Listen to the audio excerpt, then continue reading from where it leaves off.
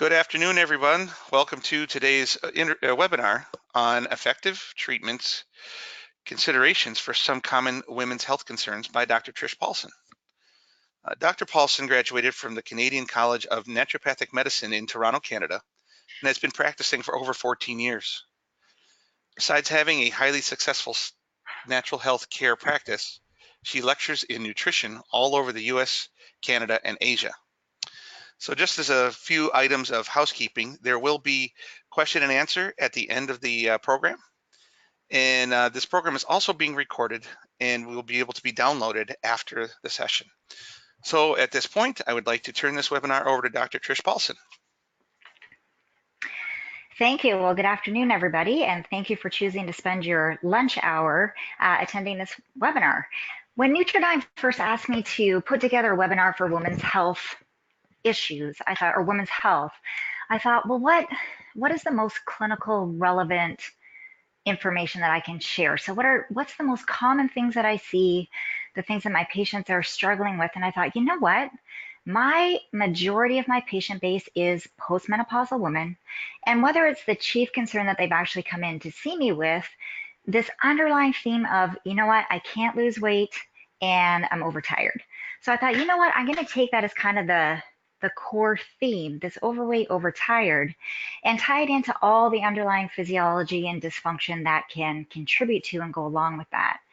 And the challenge with those two symptoms of inability to lose weight and tired is that what is causing those things for one person can be completely different than what's causing it for another person.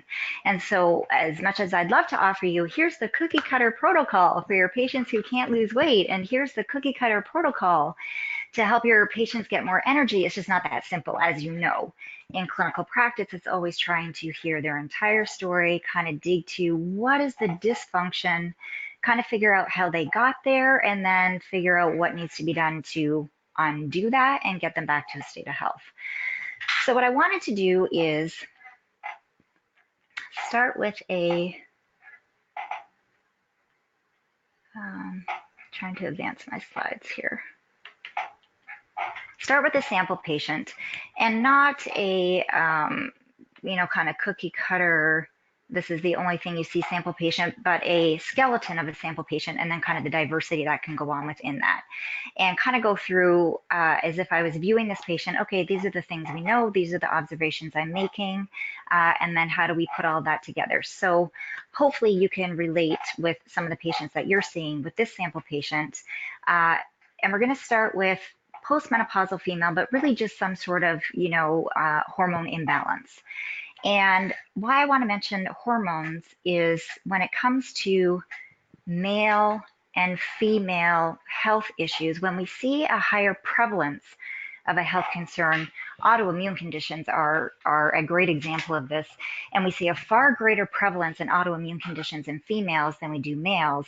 The number one thing we kind of look at is, okay, well, is it estrogen or testosterone? Where does that play in? So we'll take a look at just the estrogen hormone and how that fits into this inability to lose weight and lack of energy. And then I want to talk about, okay, well, this patient is continuing to increase weight, despite their best attempts. I think most of my patients, I give them the benefit of the doubt. They have likely heard eat lean proteins, fruits, and vegetables. They probably already know what they should be doing. And then I look at, okay, well, where's the weight going? So we're going to talk about gynoid obesity versus android obesity. And depending on where they tend to be storing their body fat, that can give us a clue to what some of the underlying physiology, the dysfunction going on. Same with fatigue. So this person doesn't have great energy. They feel tired all the time. Well, is it all the time, or is it more specifically, that mid-afternoon kind of head bobbing, almost going to the 2 o'clock coma type thing? Or is it, after a really good night's sleep, I just cannot get up in the morning. I just can't get going. It's the morning that's the worst, and then I kind of, get my second wind for the rest of the day. Or is it just all day fatigue where there's no clear pattern to it? Then I'm thinking, how's their sleep? They could be anemic. Is it thyroid? Is it toxicity? So we'll talk about all that, differentiating their pattern of fatigue. And then also, are there other systemic things going on? Do they have some gut issues, skin issues? Do they have these unexplained aches and pains that kind of jump around? And how that gives us some additional clues as to what may be the major dysfunctions that we want to focus on to help our patients more readily lose weight and gain more energy.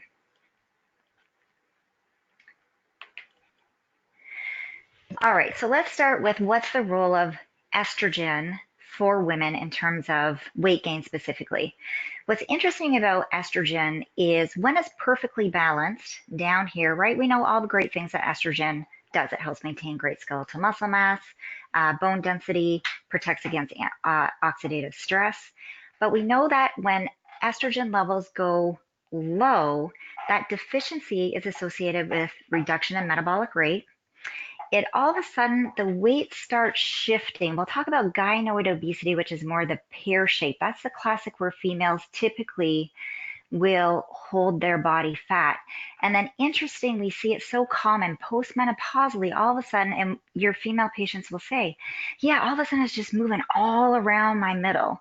Well, that shift to the central adiposity is associated with insulin resistance, which is associated with estrogen deficiency. So estrogen deficiency kind of perpetuates and increases that possibility of insulin resistance.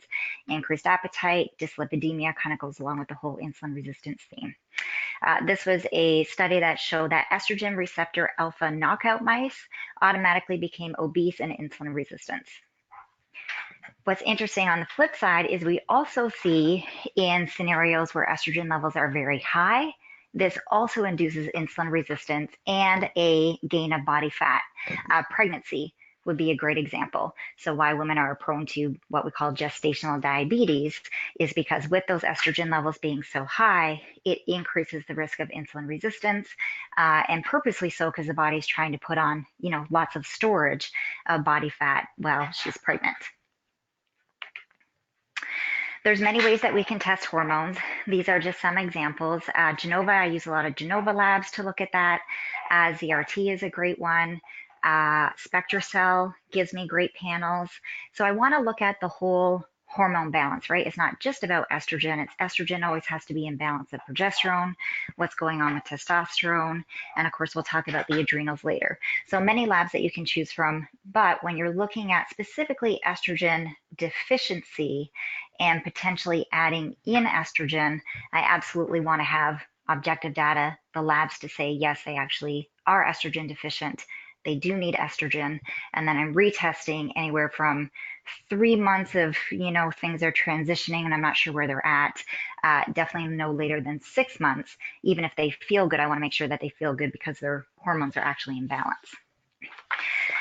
Why we want to know where all the hormones are is one hormone converts into another hormone. So up here at the top of the stream, we see cholesterol, and cholesterol will first go into progesterone.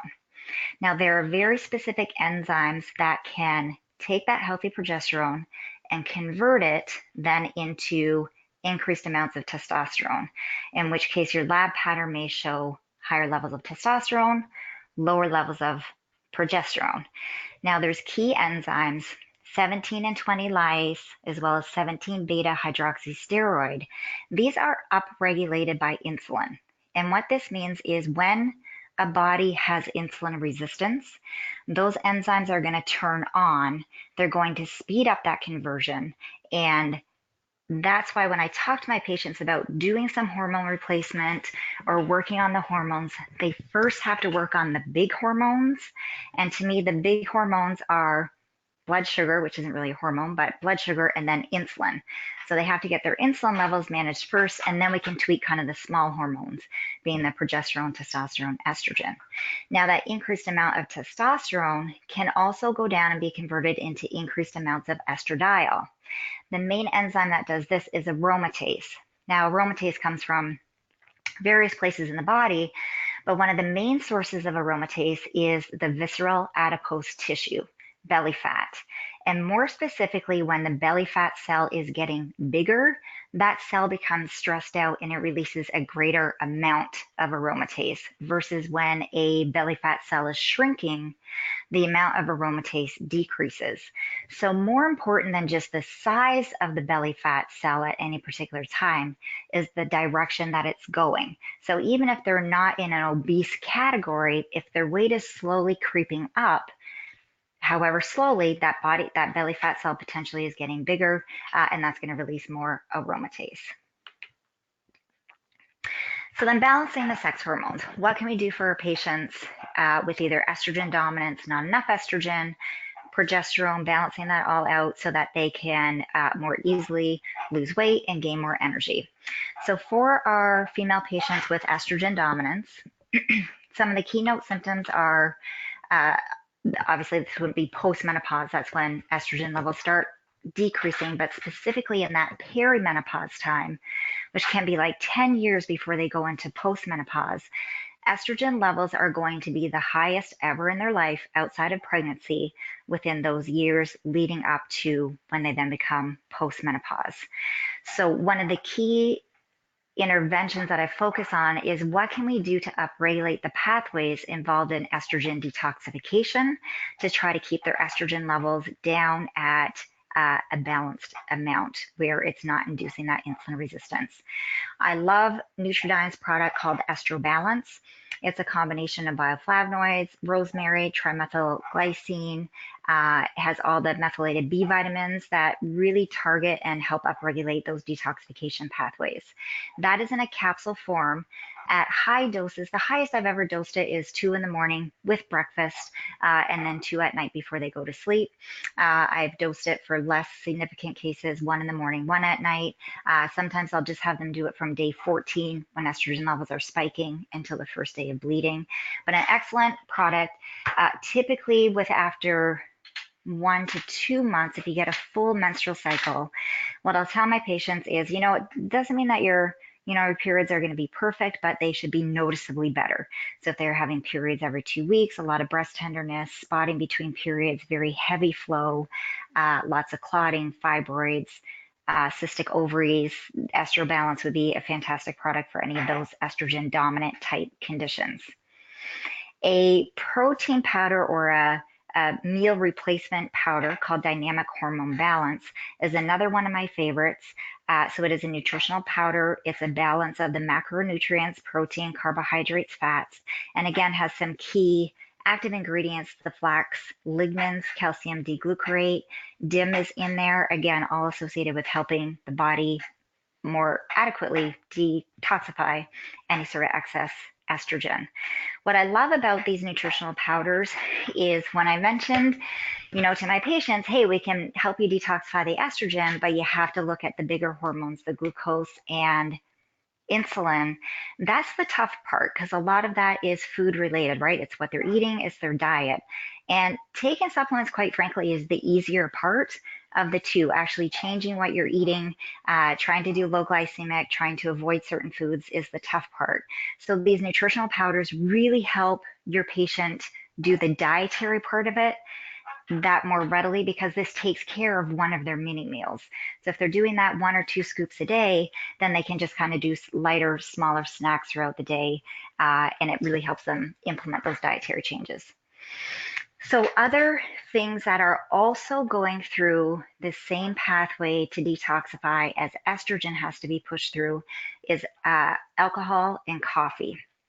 So only so much can fit through the door at one time. And if there's so much estrogen trying to fit through, and then they're also adding in their coffee and alcohol, you're overloading that pathway. So if they can avoid coffee, alcohol, it opens up the pathway so they can more readily detoxify the estrogen. Again, eliminating sugar from their diet for that low glycemic, reducing the insulin resistance, high fiber diet, and avoiding the xenoestrogens, those, from plastic and a lot of our self-care products, pesticides, that sort of thing, the xenoestrogens in the environment. Now, what can be going on in this perimenopause time is as estrogen levels start increasing and kind of peak and remain high, at the same time, you can also start seeing progesterone levels go down. Then eventually estrogen levels will also go down. So there are some women who, although they have all the signs and symptoms of estrogen dominance, their estrogen levels have now come down and they are actually right where they should be, is that their progesterone is now so low. They still have all the signs and symptoms of that increased estrogen because there is an imbalance in the ratio of estrogen to progesterone, but it's not an estrogen issue, it's actually a progesterone issue. Now, again, going back to our pathways, if all we do for our patients is increase their progesterone without balancing the glucose and insulin, they're just going to take that extra progesterone and convert it into more estrogen.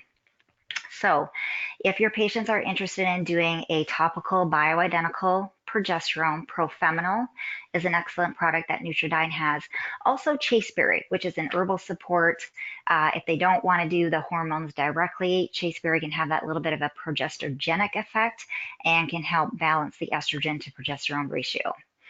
Now, when the ovaries time out postmenopausally, it's the adrenal glands that are taking the brunt of having to then produce the progesterone. So what I tell my patients is, okay, the short-term plan is going to be to get your progesterone levels up to where they should be balanced, but the long-term plan is really nourishing your adrenal glands, because at the end of the day, they should be able to take over and produce enough progesterone, and then you don't need to do the progesterone cream or chasteberry continuously. Now, if they have both low estrogen and progesterone, Nutridyne has an excellent product called Estro Pro, which is, again, a topical bioidentical. It has the estrogens and progesterone in there. And I recommend it if they're palm side up, spreading that between wrist and elbow using both sides. And it kind of gets a little tacky, and they kind of just smear it on. It doesn't rub in real great. So if they have some extra time in the morning, or doing that at night, it's a 1/4 teaspoon morning and night.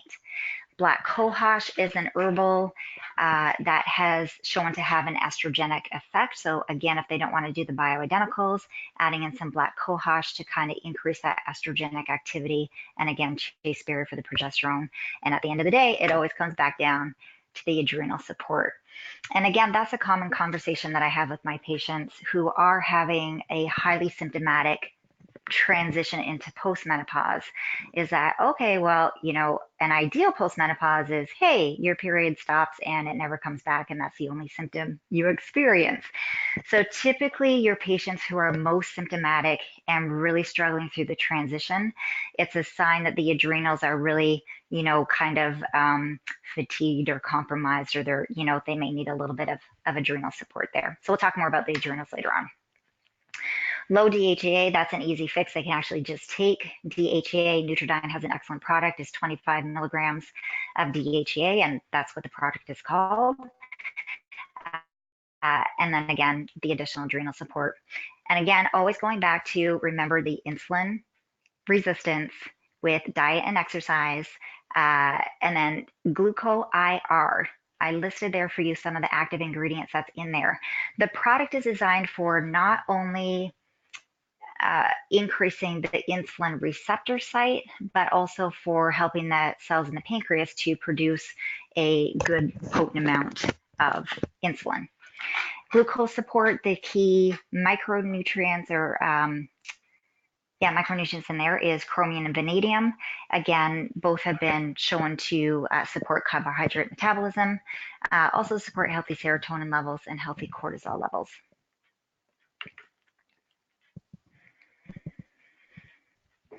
All right, so let's see this postmenopausal female, or we've kind of addressed, are there some hormone things going in? We got the hormone stuff decided on. We've done our testing. We know where we need to go, putting that as part of the treatment plan. Now we want to see, well, where are they holding their weight? So let's talk a little bit more about the gynoid obesity versus android obesity. Android obesity, I want you to think androgens, think male pattern. This is beer belly, okay? Very seldom do we see men with a pear shape. There's very limited times adolescent males who are on some of the psych meds can tend towards the pear shape, but it's not very common. Classically, men are going to be the beer belly, the weight goes right to the belly. When women start experiencing android obesity, one, there can be a genetic component to this where they're just very insulin resistant from a young age due to genetics. We see this very commonly in polycystic ovarian syndrome, because the #1 underlying cause for polycystic ovarian syndrome is insulin resistance. So when women start really gaining the weight around the midsection, kind of have the skinny little arms, skinny little legs, that is associated with a metabolic toxicity, meaning insulin resistance, elevated blood sugars, obviously elevated waist circumference, and then the triglycerides, LDL, kind of go along with that too. Because insulin is an inflammatory hormone, we often see elevated CRP levels. Now, there's one camp that says the insulin resistance comes first, and that's what creates the inflammation. There's another camp that says, no, there's something that causes inflammation first, and that induces the insulin resistance. I think it can be either or for the individual. It can go both ways.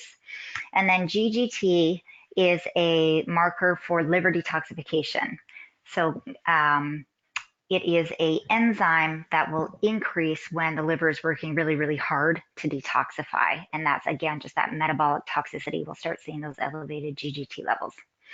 The android obesity, because of that insulin resistance, blood sugar issues, metabolizing the blood sugar, we can see the classic fatigue pattern that goes along with that is the mid-afternoon dip. Also, if they've eaten a large carbohydrate meal, it's kind of that head bobbing, like, oh, I'm so tired, I can't metabolize all these carbohydrates. And then poor sleep, quality or quantity, of course, can go with android or gynoid. So we're going to start with poor sleep and look at some treatment options for that. But first, let's look at gynoid obesity and some of the differences that will create more the pear shape. So gynoid, of course, think gynecology, think more female pattern weight gain, or where they're holding their weight. So we know this is more associated with estrogen dominance, thyroid function, anything kind of going on in the endocrine system. So estrogen, thyroid, adrenals can create more of that pear shape. Toxicity, so whether that toxicity is coming from food sensitivities, a leaky gut, dysbiosis, or just environmental toxins, again, the female body is going to hold that more in the butt and hips area. If they have there's no real fatigue pattern for a toxicity fatigue pattern that would just kind of be the all day type thing. Think of like somebody hungover, right? They're just kind of tired all day. If they express more of that first morning fatigue, even after what they think was a great night's sleep, they're just really struggling in the morning, think adrenals. Is there something going on? And then all day fatigue, again, you would say, okay, well, do we need to do further investigation into the thyroid? Is there toxicity things going on? And I always start with sleep, right? If someone's really tired during the day, first thing I'll ask is, well, how are you sleeping? What's interesting about sleep and perimenopause, because of that estrogen dominance, right? Estrogen levels are going up. At the same time, progesterone levels are going down. The classic number one symptom of low progesterone, not a hot flash, is actually anxiety. And then that anxiety kind of ties in with insomnia. So we do see statistically that females in their perimenopause years have quite a high range of individuals having either difficulty falling asleep, staying asleep, waking up feeling unrefreshed. So difficulty falling to sleep, I think more of that low progesterone. Again, that's more the insomnia. They can't get to sleep. High cortisol can also be difficulty getting to sleep, but more so what I see with high cortisol is they wake up too early in the morning. So they're popping up, waking up at 4 o'clock in the morning when their alarm isn't going off until 6, and they could be sleeping until 6. And cortisol is that kind of jump out of bed, get up, get going, and their get up, get going is going on too soon. So they got to quiet down that cortisol awakening response, until later in the morning. So we know it's more of that perimenopause, either estrogen dominance, low progesterone, when there's also hot flashes. Again, I mentioned the anxiety. Sleep apnea certainly would be part of it. What's interesting is, and I know there's other reasons for sleep apnea, but in my practice, clinically, what I have seen so far, every single patient who has sleep apnea, if I can get their blood sugar and insulin controlled, they're losing weight and those are maintained, this sleep apnea disappears. I had a lady go back to retest to redo her sleep study, and they just told her, you just don't have sleep apnea anymore. Give me the machine back. You don't need it anymore.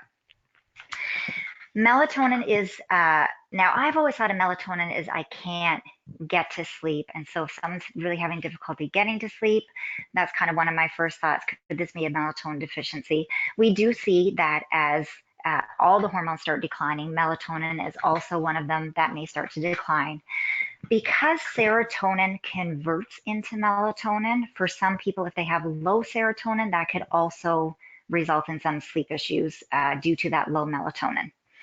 Elevated cortisol due to the acute or chronic stress. And again, that can either be difficulty getting to sleep or they're waking up too early or too frequently throughout the day. Restless leg is another one. My go-to for restless leg syndrome is magnesium glycinate. I would say that works very well in probably 90% of the cases. When you look at the studies on restless leg syndrome, most of the studies are looking at dopamine. And we know that iron is the rate limiting nutrient for dopamine production. So you might want to test ferritin levels, CBC, hemoglobin. Nutridyne has excellent options for you for melatonin. There's the Melatonin Time Release Pro, Melatonin 20, that has 20 milligrams of melatonin in there. You'll know if it's a melatonin deficiency that's preventing them from sleeping, they take melatonin, they go to sleep.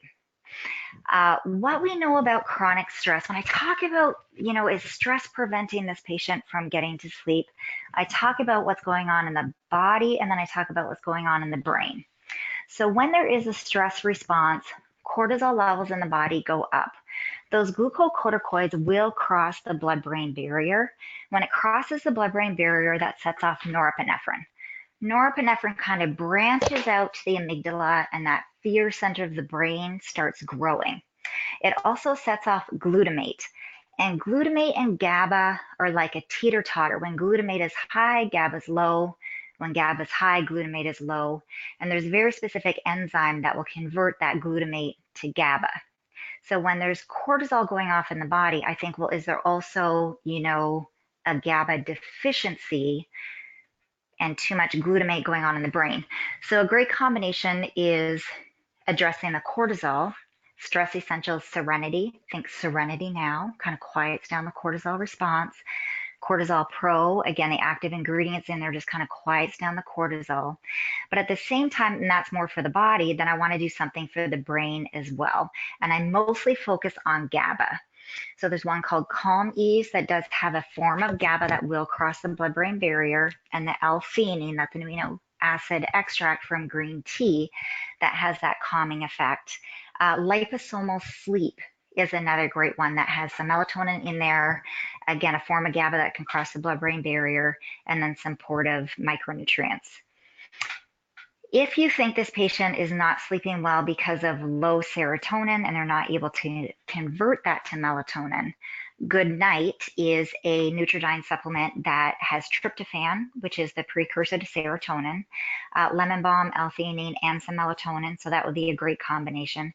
Or maybe they just need some 5-HTP during the day. And that's how I would typically recommend that, is the 5-HTP during the day. So serotonin levels increase, and then they can easily convert that to melatonin at night. Let's look at putting this all together then. If this is an android, obese, postmenopausal female, we first want to look at diet and exercise. And I don't think there's one, the diet for everyone, but certainly when we look at the research in terms of how do you kind of wash and clear glucose and insulin out of the body as quickly as possible. Mediterranean diet is the most studied diet out of all of them. So we have the most amount of research, and much of that research is on diabetes, cardiovascular disease, obesity. So we know the Mediterranean diet will work. It's kind of the most inclusive. It doesn't exclude any of the macronutrients. Paleo, we know there's some great research on a higher protein, kind of grain restricted type diet for keeping the blood sugar and insulin levels nice and low. And then keto is probably the most restricted, most extreme, and that's that high fat, moderate protein, and very, very low carbohydrate diet. And any of those have shown great efficacy for really trying to clear that glucose and insulin out of the body and help with that more android type obesity.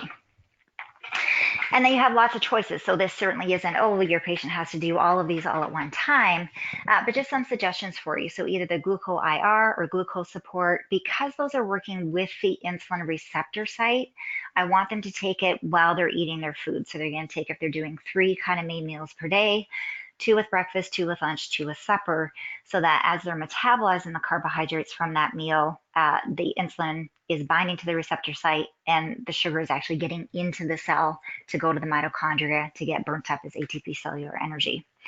Because we know this android obesity and the metabolic toxicity has a underlying inflammatory theme to it, Nutridyne has excellent products. Herbal Ease, this is your more classic turmeric type herbal combination of all the anti-inflammatories.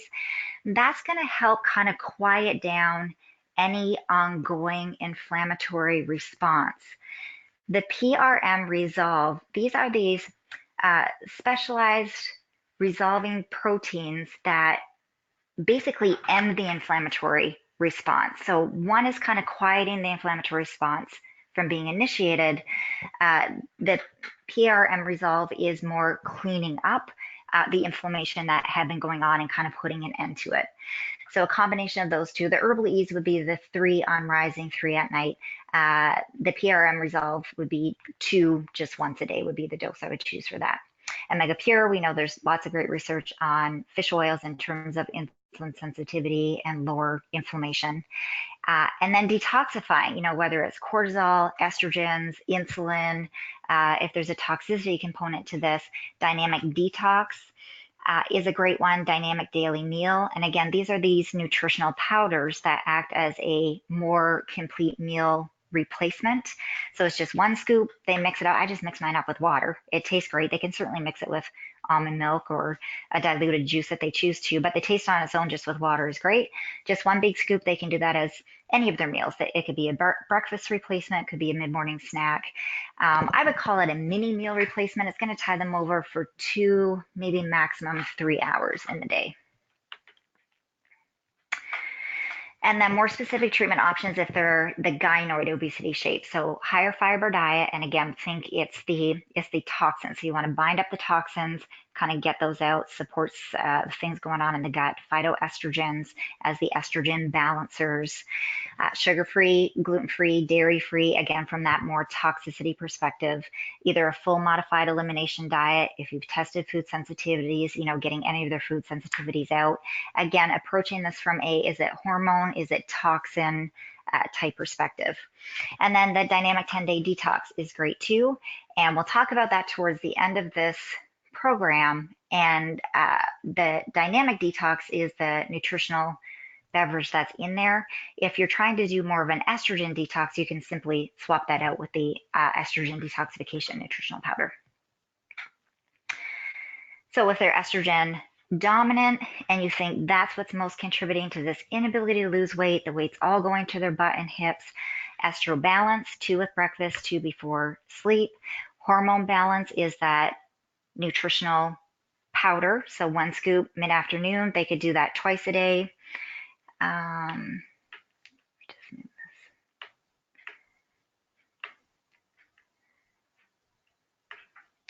I'm sorry, 3 before bed, that shouldn't be there. It's just the 1 scoop. This is a powder.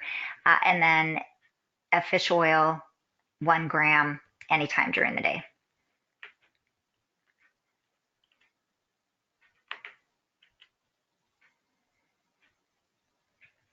I also mentioned with gynoid obesity, any of the hormones can be out of balance. So I want to take a look at, all right, well, what else could be going on above and beyond just estrogen, progesterone, that might contribute to this pattern of weight gain and ability to lose weight. Thyroid is certainly on the list. That would be both obesity and fatigue issues going on. The key thing for me when testing the thyroid is we know in conventional medicine, typically the only labs we're going to get is a TSH and maybe a free T4. I get that because if they are hypothyroid, the treatment is going to be, levothyroxine or Synthroid. And that's about it. Like that's the only treatment option. For me and for us doing natural medicine, we want to know, well, what's the underlying cause to the thyroid dysfunction? Because that's directly going to change our treatment recommendations. So if we see no antibodies going on, right? TPO antibodies are totally fine. The anti-TG antibodies are totally normal. And we just see an elevated TSH and maybe a lower T4, then that's kind of just a dodgy thyroid, right? We want to do some gluten-free stuff. Might want to add in some iodine. Might want to do some of the selenium zinc type thing. Yet when we see these elevated antibodies, that's a whole different treatment plan. Right now, we're calling this an autoimmune, and we're jumping into an autoimmune protocol, still supporting the thyroid, but it's really an autoimmune condition at that point, above and beyond just a thyroid condition. So when I see the elevated thyroid antibodies, I also want to test ANA antibodies. I want to see if they're gluten sensitive, regardless with thyroid condition. We know thyroid and estrogen don't get along very well, and thyroid and gluten, they just don't get along very well. So I'm going to take gluten out of any patient's diet if they're having thyroid issues. So gluten-free, I want to make sure they have a source of iodine.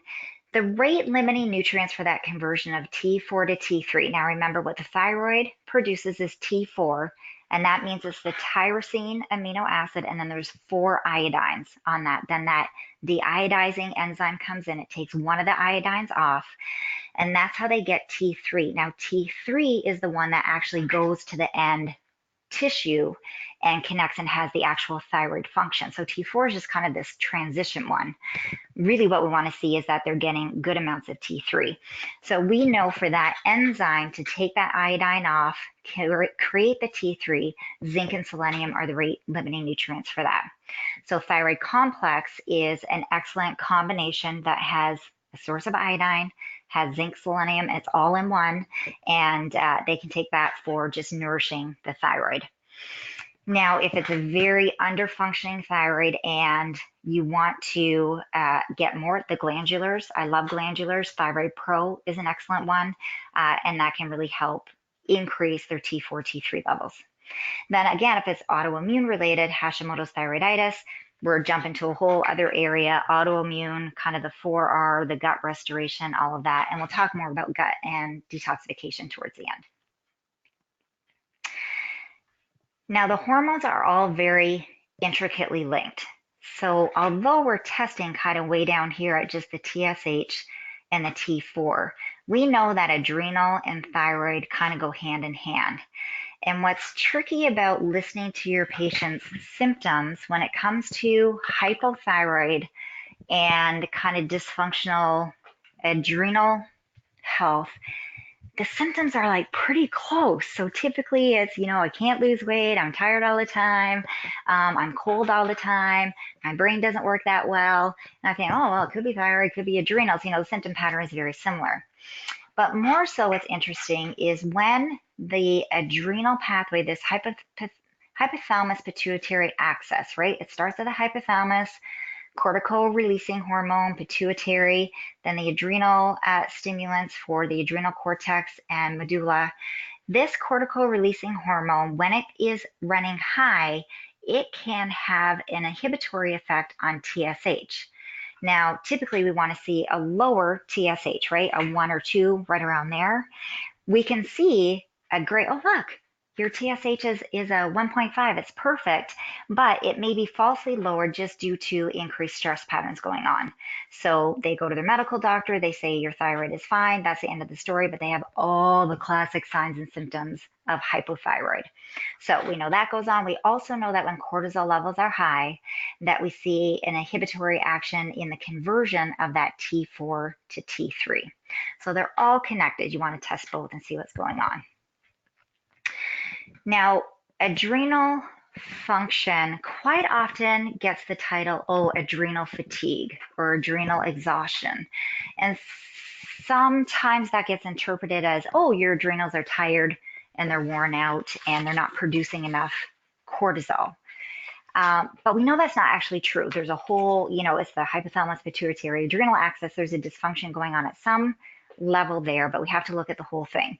So here's a list of just all of the symptoms associated with that, including impaired thyroid function, which we just talked about, but that can also be underlying their blood sugar metabolism, inducing, again, that insulin resistance, poor sleep, fatigue, all of that. We know we can measure free cortisol through the saliva. We can measure total cortisol in the blood. Now, when we start seeing the pattern of this, what we would call adrenal fatigue, which again, sometimes we think is that low adrenal function, um, there's three things that can be going on. One is that even when people have kind of that low free cortisol, most people don't actually have low cortisol. I mean, an exception would be Addison's disease.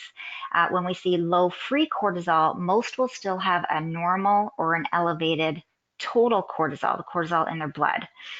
Um, we see this low free cortisol increased total cortisol. It's very common in obese individuals.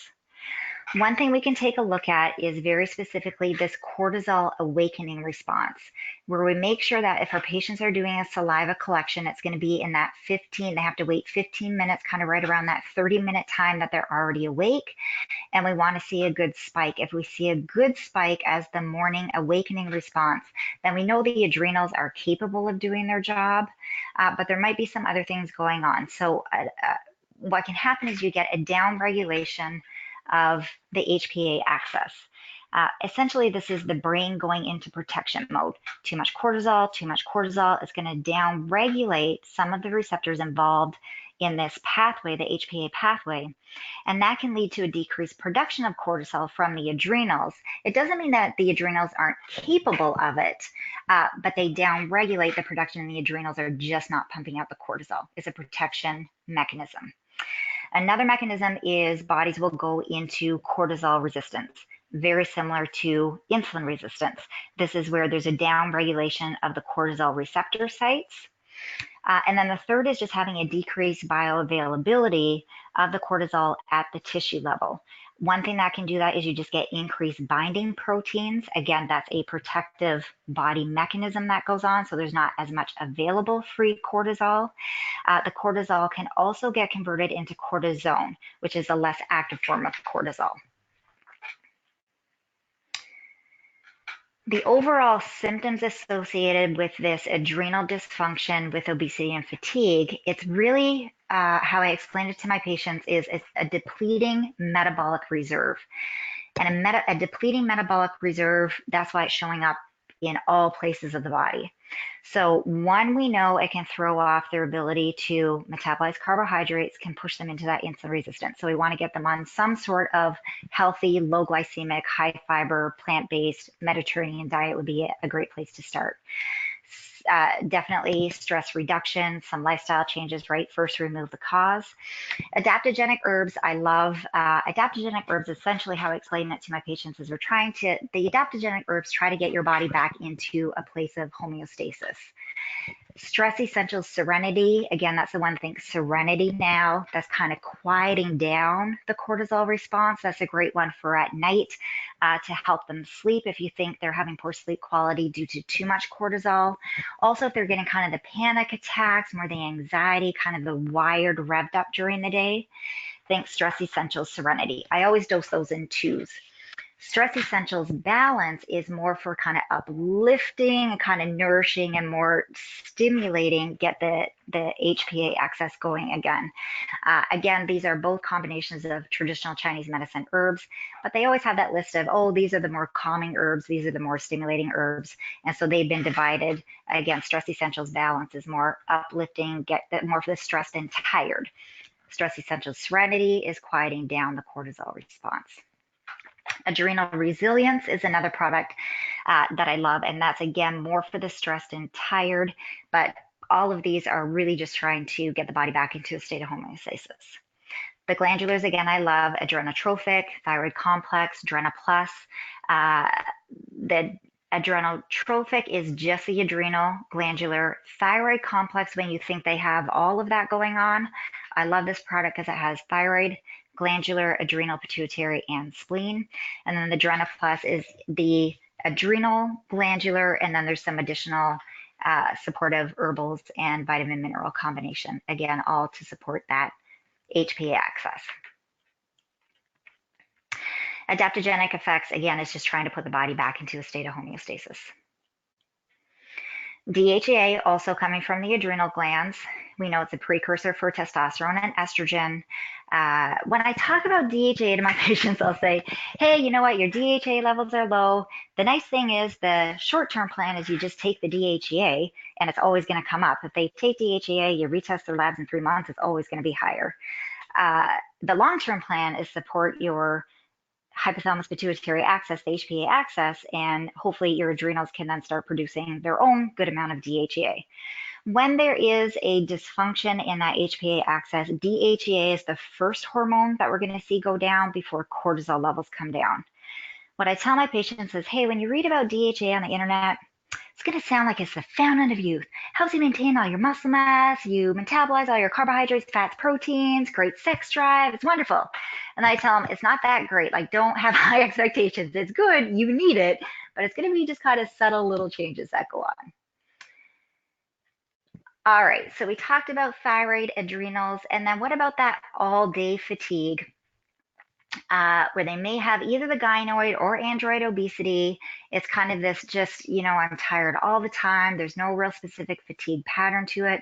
But then they also have these systemic symptoms like IBS, skin issues, unexplained aches and pains. What could be going on and attaching, but kind of leading with the whole stress response. When I ask my patients about stress, they'll quite often just jump to life stress, right? What's my mental, emotional stress? I have stress in a relationship. I have stress at my job.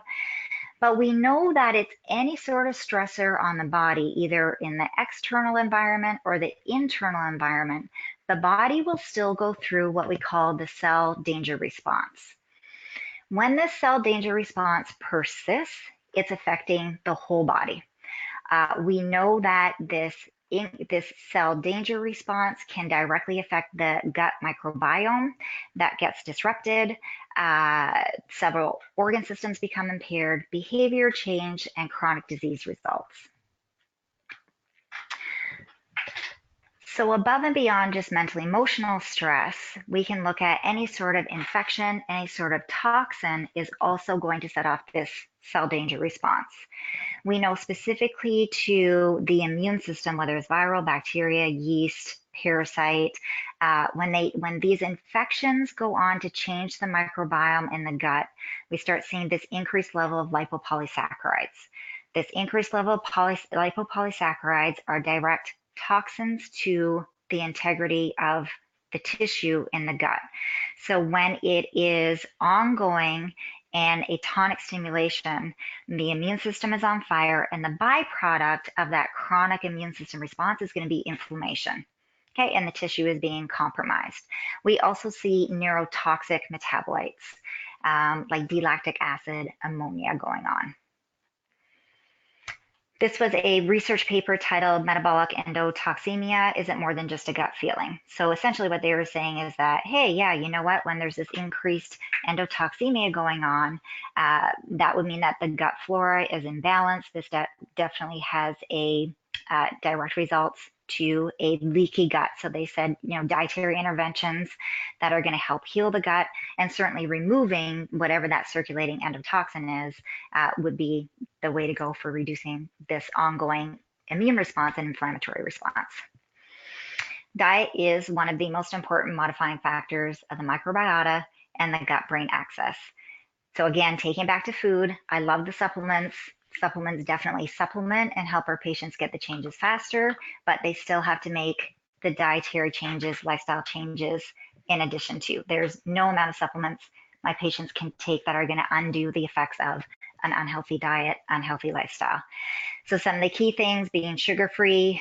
I do have my patients go completely grain-free, dairy-free, anything artificial sugar, artificial flavor, artificial color.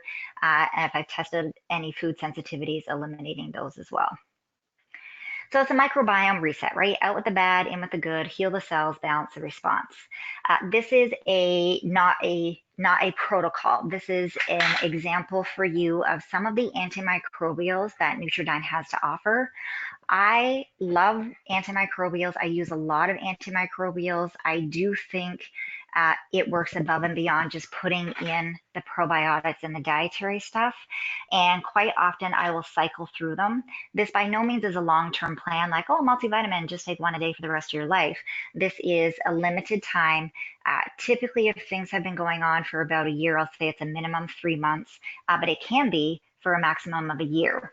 And I'll kind of rotate through the different antimicrobials. So GSE Pro is grapefruit seed extract. And that's one of my go-tos. And when I see that, I can't lose weight. I'm so tired. I crave sugar.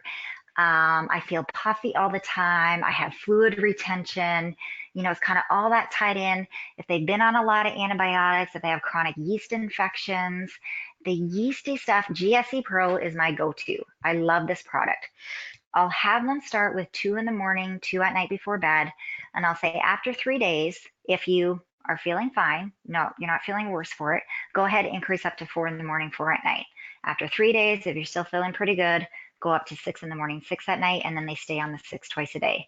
If they get what's called the die-off effect, where they feel worse before they feel better, to the point that they're uncomfortable and this has got to stop, I just say, well, don't go by my schedule, just increase as slowly as you need to. So I really like the GSE Pro. For some reason, I tend to, and this is just clinically, when there's more of that yeast symptom, again, if they have that candida rash, if they have a white tongue, the more specific yeast stuff, GSE Pro, that's kind of a slam dunk for me. Berberine Pro, I also love. What's interesting about berberine is in naturopathic college, I only learned about berberine as an antimicrobial. That's what it was designed, not what it was designed. That's what it was studied for. That's, the effect that we saw with it. And then more recently, a lot of the research on berberine is all about insulin resistance diabetes. But I don't think it has anything to do with the insulin receptor site per se. I think it works for insulin resistance diabetes because it's changing over the microbiome. It's all connected. The berberine, whenever I have those chronic, what I think is, is this Lyme disease? Is this, for some reason, I think the berberine is more bacteria driven. So this is a pretty potent dose. There's only very few people. It goes by weight. So some of my bigger, either female or male patients, they may get up to 3 twice a day. Most are capping out at about 2 twice a day. The number one side effect I've seen, if they've just taken too much, right? You just have to lower the doses, it's diarrhea. So if the stools start getting too loose, just back off of that. You would do one or the other. I never do those two at the same time, right? So just either GSE Pro or berberine. I may start with GSE Pro and then rotate to the berberine. Biocidin is a new one of my favorites. Again, starting at 1 twice a day, they can increase up to 2 twice a day. And Oliverex. Again, these are all just herbal. Those two are herbal combinations designed for helping to kill off the bad bugs in the gut. And then you want to put in the goods. So Nutridyne has a full line of probiotics, Ultrabiotic Daily, Ultrabiotic Extra Strength,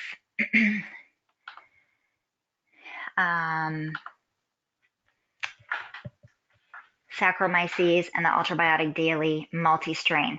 Now, one thing that I look for in a probiotic is, first of all, is minimum 15 billion, right? Because that's what the research is saying. It takes a minimum of 15 billion. So that's an Ultrabiotic Daily. In one capsule, they get 15 billion. The Ultrabiotic Extra Strength is what I would use for a Crohn's, colitis, kind of chronic diarrhea. That has 60 billion in one. In the Ultrabiotic Daily and the Extra Strength are the 2 strains that the entire DNA sequence has been mapped out. So that's the Lactobacillus acidophilus. The strain is the MCFM. And then the Bifidobacterium lactis, the strain is the Bio7. And it just has those 2 strains in there, which I like. They're the most well studied for any sort of IBS. That's where all the research is. 1 a day, they should be good. The Saccharomyces boulardii, as you know, is a good yeast. So good yeast fights the bad yeast. If you think it's more of a yeast symptom, you would put the Saccharomyces boulardii in. And then the multi-strain has actually 7 different strains. There is Saccharomyces in there as well. And certainly if there's more of an inflammatory component to it, there's some additional strains that are specific for inflammation. Also in with the good would be digestive enzymes. So do they need more stomach acid? So Nutri-HCl support has the betaine HCl in there. They can start with 1 with each meal. They can go as high as 6 with each meal. Is the gallbladder being supported? Lipoplex. Nutrizyme is a broad-based digestive enzyme, the pancreatic digestive enzymes. They may actually do a combination of all of these if you feel like they have depleted reserves of all of those digestive enzymes. There's not overlap so much there as stomach acid, gallbladder, pancreatic digestive enzymes. And then healing the cells. Dynamic GI Integrity has all the things that I love in terms of repairing the gut. L-glutamine is the most common amino acid for cell repair, has DGL, aloe, slippery elm, marshmallow, chamomile. It's all in one product, which is fantastic. And then Dynamic Inflamase has the additional turmeric. Again, this is more the meal replacement, that nutritional beverage. Helps them with the dietary changes, everything about inflammation, because we know with that whole ongoing immune response, the common theme is the inflammation. GI Restore would be another one that is more for the gut repair. Okay, and then balance the response. Again, this is a cell danger response. So going back to the adrenals, stress essentials balance for building up the adrenals, stress essentials serenity for quieting them down, potentially a adaptogenic. So this is kind of your have coffee in the morning, have wine at night type protocol. Kind of build you up in the morning, quiet you down at night, and then just replenish the adrenals with the glandular. The cell danger response can also be physical or chemical. So physical would be trauma. Chemical would be whether it's alcohol, persistent organic pollutants, medications, a high-fat diet, high fructose corn syrup, consumption of gluten-containing foods, that's about 75% of the population, and even just obesity on its own. Now, we have been testing fat cells in the United States, either that have been voluntary, liposuction removed, or on autopsy over decades. And the research right now is showing that the fat cells, it was almost all the tissues sampled contained organochloride pesticides. Dioxin was found in 100% of the tissue sampled. Volatile compounds were found in 100% of the tissue sampled.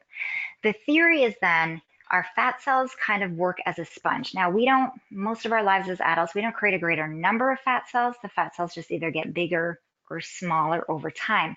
When we're exposed to a lot of toxins, we think potentially a defense mechanism is that our fat cells will expand and get bigger, so it works as a sponge to kind of get the toxins in. The conundrum, so to say, to that is when your patient is then trying to lose weight, if they initially, the first 5 pounds came off easily and I've been stuck for so long, I'm doing all the same things, I'm not getting any change.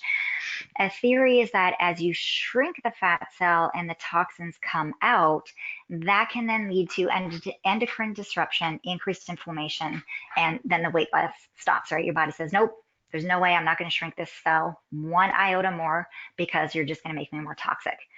So could there be a downregulation of detoxification, right? Either increased exposure or they're just not able to adequately detoxify. We see this dysfunction of detoxification, part of the contributors of chronic fatigue and fibromyalgia. So obviously first remove the toxin, and whether that's excess hormones like cortisol, insulin, or estrogens, food and drink, or in the environment, you want to have them do the best they can to remove the amount of toxins coming in, and then support detoxification pathways. Intermittent fasting the research is very interesting. Essentially how I explain it to my patients is you kind of have a bucket of enzymes, and your enzymes have to run detoxification, all your metabolic pathways, as well as digestion. But if you're constantly eating, and the research was showing some Americans will eat, they're saying like 15 times a day, all those enzymes in the bucket are going towards digesting food, digesting food, digesting food. There's not enough enzymes left over to take out the trash. When you let your body go through intermittent fasting, the most common is kind of squishing your eating window into an 8-hour window and trying to not eat anything for a longer 16-hour window. That gives the bucket of enzymes a chance to take out the trash to work on detoxification. Elimination diet, and then some targeted nutrients to help the detoxification pathway specifically. Nutridyne has a whole lineup of things. Alcohol detox is more specific for detoxifying alcohol. The ones that I think are most comprehensive in terms of not specific to anything, but more a general detoxification is this detox phase 1 and 2 and detox support. Then if you're trying to target more glutathione, there's liposomal glutathione, sulforaphane complex. That one is more related to if you're trying to upregulate the NRF2 receptor, metallothionein family, that pathway. And if you haven't tried Nutridion's detox programs, they have a dynamic detox 10-day and then 28-day. The 10-day is kind of that down and aggressive. These are for your patients who, I've been doing the same dietary stuff. I've been following this, but I'm just stuck. Then it's just kind of that jump start, that reboot, get the toxins out so those cells can continue shrinking. The 28-day is more for people who are just getting started with dietary changes. It is a food first program, meaning that it's, those are the only supplements that are in there, the dynamic detox, nutritional powder, and the detox support. And then this booklet takes them through all the dietary changes. So it's mostly focusing on food. Okay. All right, so I hope you have found some clinical pearls in this, skeleton of a sample patient that apply to and be helpful for you navigating treatment plans for some of your female patients that may be struggling with, that inability to lose weight and hopefully help them gain back the energy that they beg to have. So thank you again for choosing to spend your lunch hour here, and I'll open it up to questions if there's any questions.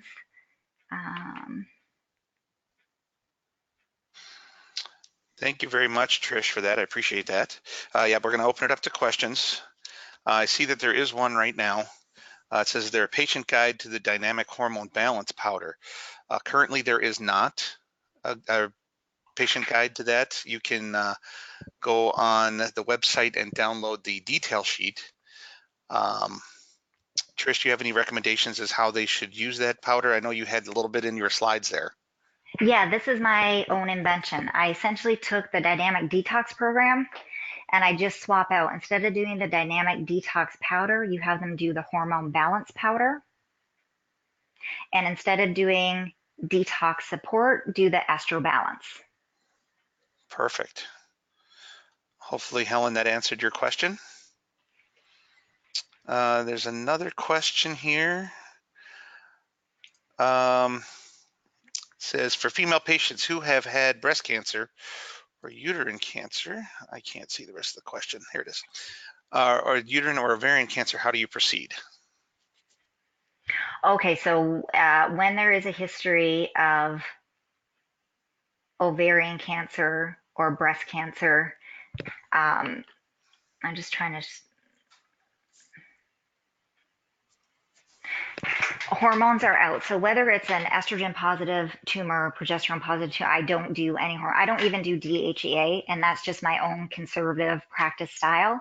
But any of the estrogen detoxification, specifically if it's an estrogen driven type of cancer, then estro balance is a great one. The hormone balance, the detox shake, any of those estrogen dominant protocols, you just don't want to add anything in that's hormone related. Okay, fantastic. Judith has a question. How can we get a copy of this webinar? I will be emailing out once it takes time to process and get it in a format that can be downloaded. As soon as I do, I will email the entire attendees list and you guys will be able to download that. Okay, here's another question. I might have missed this, but do you recommend the dynamic collagen for female patients with hormone imbalances? Oh, I have not recommended that. I don't have any experience with that. Sorry, I can't speak to that. Okay, and I as well do not. Holly, that might be a question that you could ask your rep, that they might have a little bit more information on that for that product.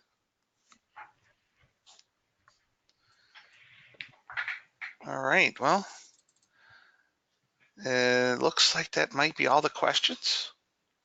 Again, I want to thank everybody for attending today. I appreciate you taking time out of your schedule. If you have any questions, please either refer them to your rep.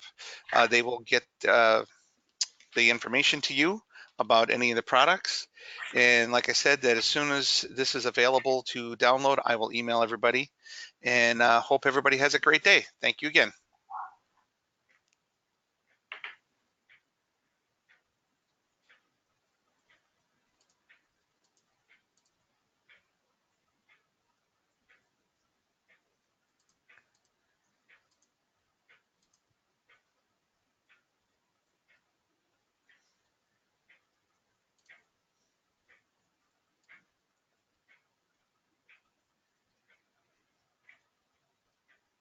Henry, are you still there?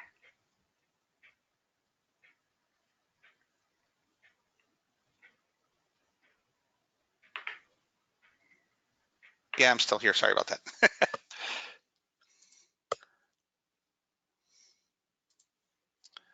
Just trying to turn off the. I'm going to end it, and I'll contact you via phone.